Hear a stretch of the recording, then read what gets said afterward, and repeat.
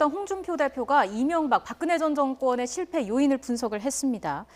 도와주기는커녕 서로 미워하다가 촛불을 든 좌파 세력에 똑같이 당했다라고 했습니다. 마땅한 분석이라고 보시는지요? 그러니까 홍준표 대표의 SNS 메시지는 항상 그 안에 깔린 복선을 봐야 되는데요. 과거에 이제 친이 친박이 싸우는 과정에서 결과론적으로 둘 다 당했다라고 하는 메시지는 지금 현재 자유한국당이 홍준표 대표를 둘러싸고서는 여러 가지 당내 중진들과의 갈등 마찰이 있습니다. 위기 상황에서 싸워야 될 부분들이 우리 내부의 총질이 아니다라고 얘기하고 있는 것을 애들어서 재판 결과에 연결이 지었다 볼 수 있는 거고요. 또 박근혜 전 대통령에 대해서 굉장히 좀 1심 선고 결과에 대해서 박 전 대통령을 옹호하는 듯한 메시지를 보이게 되는데 이건 이제 6월에 있는 지방선거와 맞닿아 있다라고 저는 생각을 합니다. 홍 대표의 기본적인 전략은 두 가지라고 볼 수 있는데 첫 번째는 영남에서의 결집을 통해서 보수 직결로 어느 정도의 성공을 담보하는 것. 총 6군데 광역자치단체의 선거의 승리에 본인의 성패를 걸겠다고 했기 때문에 여기에 대한 부분들 그리고 두 번째는 수도권에서의 바른미래당과의 경쟁이거든요. 이를 위해서 박 전 대통령의 선거 결과에 조금은 안타깝다, 형량이 너무 과하다라고 생각되는 일부 보수층들이 집결하기 위한 전략적 포석이 담긴 메시지가 아닌가 이렇게 생각이 됩니다. 그런가 하면은 또 당 내부 결속을 위해서 이렇게 우리끼리 싸움하지 말고 적은 바깥에 있다. 뭐 또 공천 잡은 거 관련해서 당내에서 나오는 일부 비판을 좀 견제하기 위한 뭐 의도도 있다. 이런 목소리도 들리던데요. 그러니까 홍준표 대표를 비판하는 세력은 애당초부터 당내의 최고 중진 연석회의라 그래서 항상 그와 같은 부분들이 있었지만 홍 대표 취임 이후로 이런 부분들을 제외했고 결국은 홍 대표를 향해서 독선적 리더십이라고 비판하는 그룹들이 있었습니다. 그러니까 일각에서는 이번 지방선거의 한국당은 끝났다. 그러니까 지방선거가 끝나고 난 뒤에 전당대회를 통해서 당권을 누가 거머쥘 것인가에 대한 논쟁을 벌써부터 벌이고 있는 것이 홍준표 대표 체제를 흔드는 것뿐만이 아니라 한국당과 보수 자체를 괴멸시키는 것 아니냐라고 하는 분석이 있기 때문에 여기에 대해서 뒤돌아보지 말고 우리끼리 똘똘 뭉쳐서 가야 된다는 메시지를 홍준표 대표는 연일 던지고 싶어하는 것 같습니다. 자, 저희가 지금 청와대가 과거 외유성 출장 논란으로 뜨거운 쟁점으로 떠오른 김기식 금융감독원장과 관련된 말씀을 드리겠습니다. 청와대의 조국 민정수석은 임종석 비서실장의 지시에 따라서 4월 6일부터 9일까지 김기식 금융감독원장을 둘러싼 일부 언론의 의혹 제기에 대해 그 내용을 확인했습니다. 그 결과 의혹이 제기된 해외 출장 건들은 모두 공적인 목적으로 이루어진 것이며 적법하다는 결론을 내렸습니다. 출장 건들은 모두 관련 기관의 해외 진출을 돕기 위한 의원 외교 차원에서 이루어진 것이거나 관련 기관의 예산이 적정하게 쓰였는지 현장 조사하기 위한 것이었습니다. 국민의 기대와 눈높이에 부합하지 않는다는 지적은 겸허하게 받아들이나 그렇다고 해임에 이를 정도로 심각하지는 않은 것으로 판단을 내렸습니다. 이상입니다. 이상으로 브리핑 마치겠습니다. 수고하셨습니다. 일문일답은. 네, 청와대 김의겸 대변인이 이 김기식 금융감독원장에 제기된 이 수차례 외유성 출장 의혹과 관련한 그 얘기를 했는데요.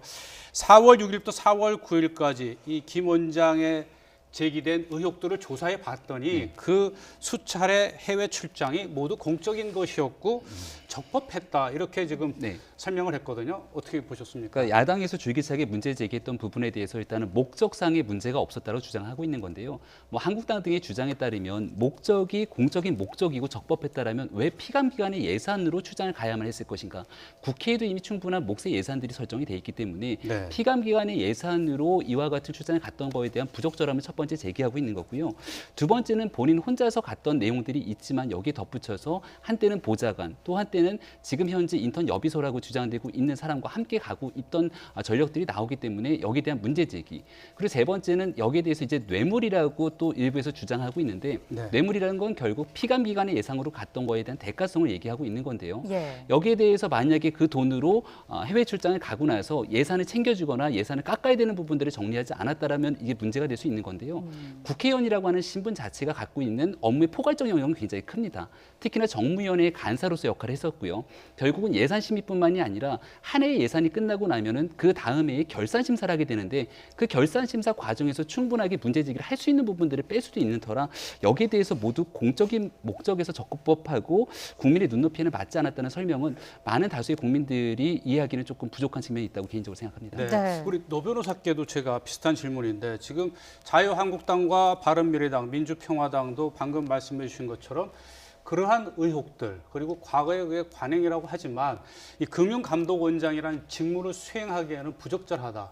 정의당도 그런 지금 입장을 내놓은 상황에서 청와대가 저렇게 적극적으로 조사해봤더니 별 문제가 없다라고 지금 밝혔거든요. 어떻게 보십니까? 우선 원칙적으로 제 입장에서는 김기식 원장이 사실은 부적절한 행동을, 그러니까 부적절해 보이는 행동을 했기 때문에 국민들이 이런 의혹을 가지는 것은 당연하다라고 보고요.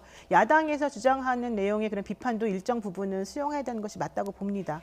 다만 그럼에도 불구하고 의혹만 가지고 모든 것을 다 일거에 불식시키거나 모든 것을 전부 다 책임져야 된다라고 주장하는 것은 좀 부당한 면이 있기 때문에 지금 청와대에서 적법하게 조사를 했고 그 결과 그분이 잘못한 것이 나오지 않았다라고 한다면 그 과거의 그 일을 가지고 이번에 금감원장 자리에서 해임시키는 것까지는 너무 심한 것이 아닌가라는 생각이 듭니다. 그렇기 때문에 전체적인 측면에서 국민들이 조금 꺼림칙한 부분이 있긴 있을 수 있지만 그렇다 하더라도 그것 자체가 해임까지 이르기에는 좀 부적절한 면이 있었었고 그것을 이번에 청와대가 확인해 준 것이 아닌가 싶습니다. 네, 지금 발표된 내용을 다시 한번 정리를 해보겠습니다. 국회의원 시절에 피감기관 돈으로 해외 출장을 다녀온 외유성 출장 논란이 이렇습니다. 여야의 공방이 거센 상황이었는데 일단 청와대가 해임에 이를 정도로 심각하지는 않다. 수차례 해외 출장 모두 적법한 것으로 결론이 났다라고 발표를 했습니다. 조금 전에 발표된 내용은 저희가 정리가 되는 대로 다시 한번 전해드리도록 하겠습니다. 네. 자, 저희가 박근혜 전 대통령과 관련된 이야기를 나눠보고 있었는데 다시 한번 좀 짚어보도록 하겠습니다. 1심에서 징역 24년형을 선고를 받았습니다.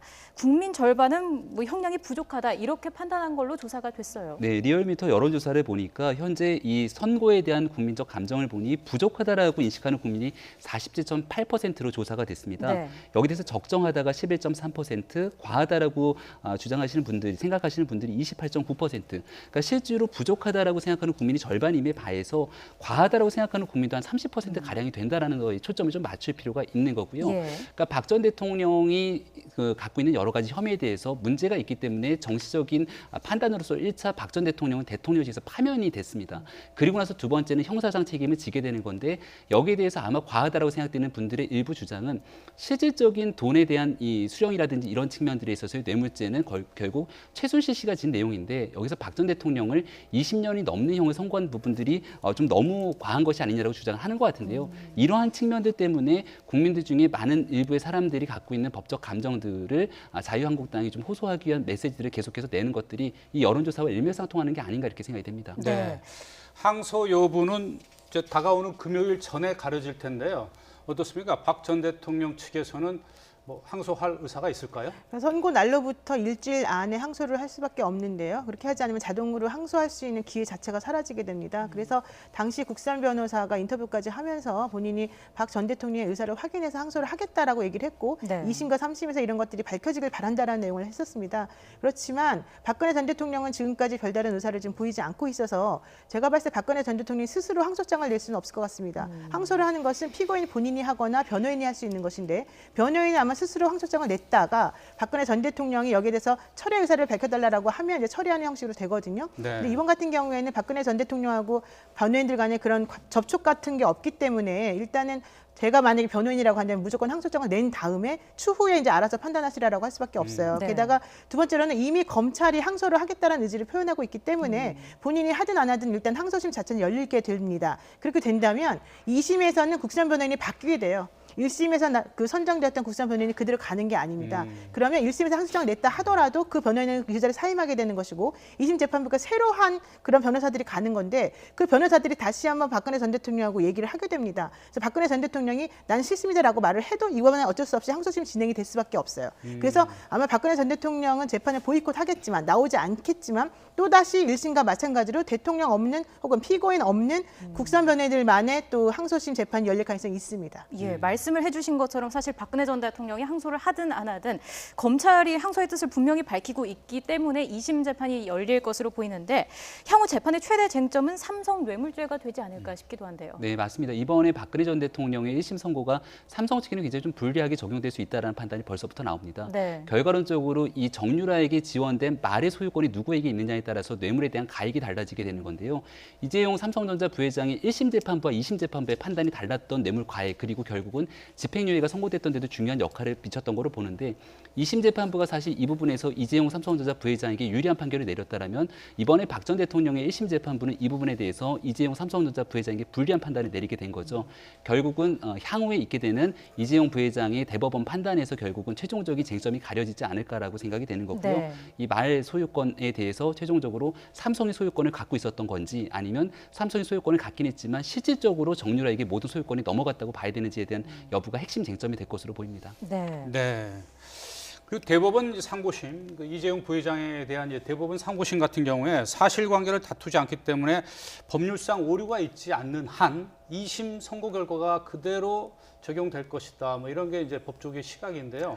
어떻게 보십니까? 그 부분은 저는 좀 견해가 다릅니다. 네. 법률심이기 때문에 그 2심에서 내렸던 결론에 이르는 과정이 얼마나 법리적으로 논리적으로 타당하냐 타당하지 않느냐를 따지는 겁니다. 지금 현재 중요한 것은 말 3마리 소유권을 인정하는 과정이 2심 재판부에서 적절했느냐를 따지는 것이기 때문에 그거는 사실관계를 정립하는 게 아니거든요. 그러니까 예컨대 말 3마리의 소유권을 이번 이재용 항소심 재판부에서는 최순실 씨하고 뭐 박전호라던가 관련자들의 증언이나 이런 것들을 통해서 이런 식의 말이 오고 갔다라고 한다면 이거는 소유권까지 넘기겠다는 의도는 아니었던 것으로 보인다라는 식으로 판단을 했죠. 하지만 박근혜 전 대통령의 1심 재판부에서는 똑같은 사실관계를 가지고 사실은 말 소유권을 넘기는 것으로 판단한다라고 했단 말이에요. 그 얘기는 무슨 얘기냐면 사실관계 자체가 달라진 게 아닌데 사실관계는 그대로 있지만 그 사실관계를 해석하는 법리 다툼이 달랐다는 거거든요. 그렇게 되면 3심에서는 당연히 그 법리 관계를 따져서 보았을 때에도 이 두 재판부 중에 누구 말이 맞는지를 판단할 수밖에 없는 구조가 됩니다. 네. 그렇기 때문에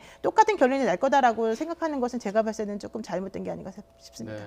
대법원 상고심에서 또 굉장히 고민이 많아지겠네요. 엄청나게 법리 다툼이 벌어질 겁니다. 왜냐하면 둘 간에 이루어진 대화라던가 그동안의 정황을 보고서 왜 이것에 대해서는 A라고 판단하고 왜 이것에 대해서는 B라고 판단했는지를 밝혀내야 되는 건데 그게 바로 법리 다툼이거든요. 네. 지금 징역 24년과 더불어서 벌금 180억 원도 법원이 선고를 했습니다. 네, 네. 대법원에서 이대로 벌금이 확정된다면 지금 박근혜 전 대통령의 재산으로 가능한 건가요? 현재 박근혜 전 대통령에 대한 그 재산은 공시지가 기준으로 한 70억에서 80억 정도 사이 되는 건데요. 그렇게 되면 180억 원이라고 하는 돈에 턱없이 모자르기 때문에 나머지에 대해서는 아마도 환영 조치, 즉 노역장 유치라고 하는 것이 가능할 겁니다. 그런데 꼭 나머지만 하는 것도 아닙니다. 이게 추징이 아니라 그냥 벌금이기 때문에 벌금인 경우에는 피고인이 선택할 수가 있습니다. 노역장에 유치를 시켜달라고 하든지 아니면은 뭐 벌금을 내겠다고 하든지. 그런데 본인 입장에서는 뭐 나중에 어떻게 될지 모르겠지만 일단 재산을 모두 다 없애버리는 건 사실 원하지 않기 때문에 노역장 유치를 하겠다는 경우가 많아요. 그렇다면 황제 노역이라고 일컬어지는 노역이 이제 이루어질 가능성이 있죠. 더군다나 박근혜 전 대통령 몸이 아프다고 계속 주장해 왔기 때문에 몸이 아픈 사람에게 실질적으로 노역을 시킨다는 것 자체가 좀 말이 안 되지 않느냐라는 네. 얘기가 또 있습니다. 그런 경우에는 요즘의 노역이라고 하는 것은 뭐 종이접기라던가 그냥 간단한 청소라든가 이런 식으로 몸이 아무리 아파도 진행할 수 있는 그런 정도의 노역이기 때문에 그거는 상관없지 않을까라는 게 제 생각입니다. 그래도 그게 3년이나 걸리지 않습니까? 그렇죠. 사실은 3년인데 180억 원을 3년 동안 버는 겁니다. 말하자면. 네.